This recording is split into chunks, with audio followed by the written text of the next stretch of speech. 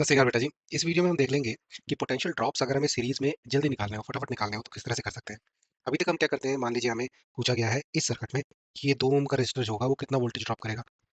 तो हमें क्या करना पड़ेगा, हम अभी तक क्या कर रहे हैं, एक सर्किट बना लेंगे, फिर वहाँ पे करंट निकालेंगे, फिर करंट सर्किट में बेचकर देख लेंगे I R V equal to I R लगा कर कि हर एक रेजिस्टेंस कितना ड्रॉप कर रही है। ये थोड़ा लंबा मेथड हो जाता है। इस तरह से सीरीज में दो रेजिस्टर दिए हों और कुछ वोल्टेज दिए हों और हमसे पूछ लीजिए, मान लीजिए इस एग्जाम्पल में पूछ लिया है कि ये 2 ओम का रेजिस्टर कितना ड्रॉप कर रहा होगा। तो इसके लिए बहुत सिंपल हमें तरीका अपनाना है।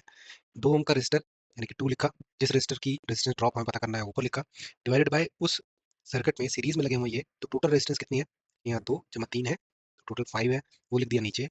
अब इसे मल्टीप्लाई कर देना है हमें जितनी वोल्टेज मिल रही है 10 से। तो ये कितना हो जाएगा, 5 टू 10, यानी कि ये 4 वोल्ट ड्रॉप कर रहा होगा। कोई सर्किट बनाने की जरूरत नहीं पड़ी, करंट निकालने की जरूरत नहीं पड़ी। करंट तो इससे बाद में आप आराम से निकाल भी सकते हो। ठीक है। अब यहाँ पर मान लीजिए पूछ लिया होता कि 3 ओम का कितना ड्रॉप कर रहा है, तो 3 ओम लिखो। टोटल रेजिस्टेंस कितनी है हमारी सीरीज में, 5, 3 जमा 2 5, मल्टीप्लाइड बाय 10 कर दो। अब आपको क्या मिल जाएगा, 6 वोल्ट। तो आसान हो गया। हमें सिर्फ रेशो निकालनी है, जिस रेजिस्टेंस का ड्रॉप करवा रहे हो डिवाइडेड बाय टोटल रेजिस्टेंस उस सीरीज में कितनी है। थोड़े से एग्जांपल कर लेते हैं। तो देखिए इस क्वेश्चन को कैसे करना है। यहाँ पे 4 और 6 सीरीज में है और 20 वोल्टेज इनको दी गई है। तो हमसे पूछा जा रहा है, मान लीजिए 4 ओम के क्रॉस कितनी वोल्टेज ड्रॉप हो जाएगी, तो हम लिखेंगे 4 डिवाइडेड बाय सीरीज में कितनी है टोटल, 6 प्लस 4, मल्टीप्लाई कर दो जितनी वोल्टेज दी गई है, या 4/10 मल्टीप्लाइड बाई 20, तो ये 4 इंटू 2 8 वोल्ट का आ जाएगा। ये क्वेश्चन पूछा होता है 6 से, 6 कितना ड्रॉप करेगा, तो 6 लिख दिया, divided by total resistance 10 multiplied by 20, और ये हो जाएगा हमारा 12 वोल्ट। तो कितना आसानी से निकल रहा है, यानी कि हम कह सकते हैं ये कह रहा है 12 और बचे हुए जो 8 है ये कह रहा है।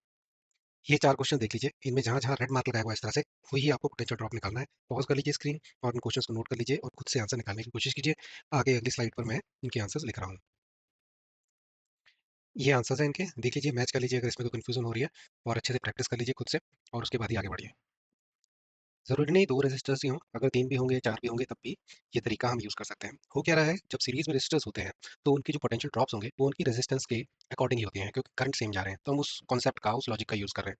अब देख लीजिए, जैसे ये एग्ज़ाम्पल है, इसमें हमसे कोई पूछता है 1 ओम का पोटेंशियल ड्रॉप कितना होगा, तो हमें लिखना है 1 डिवाइडेड बाय रेज़िस्टेंस देख लीजिए सीरीज़ में टोटल कितनी है, ऐड अप कर लीजिए। 3 2 5 1 6 मल्टीप्लाइड बाय जितनी दी गई है 12, तो ये 2 volt. So this will drop 2 volt. ऐसे ही दिस ये कितना करेगा, तो उसी तरह से 2 लिख लीजिए, नीचे तो 6 ही रहेगा टोटल, मल्टीप्लाइड बाय 12, 4 वोल्ट ये ड्रॉप करेगा। अब रेस्ट तो 6 वोल्ट ही होगा, फिर भी हमें कैलकुलेट करना होता है इसके थ्रू, तो हम क्या करते हैं 3 बटा 6 मल्टीप्लाइड बाय 12, तो इससे 6 वोल्ट ही आंसर आएगा। तो इस तरह से हम सीरीज में रेजिस्टेंस के हिसाब से ही वोल्टेज का अंदाजा लगा सकते हैं। हमें ज़रूरी नहीं है कि हम एक इक्विवेलेंट सर्किट बनाए, करंट निकालें और उसी के बाद ही वोल्टेज ड्रॉप्स का पता लगे।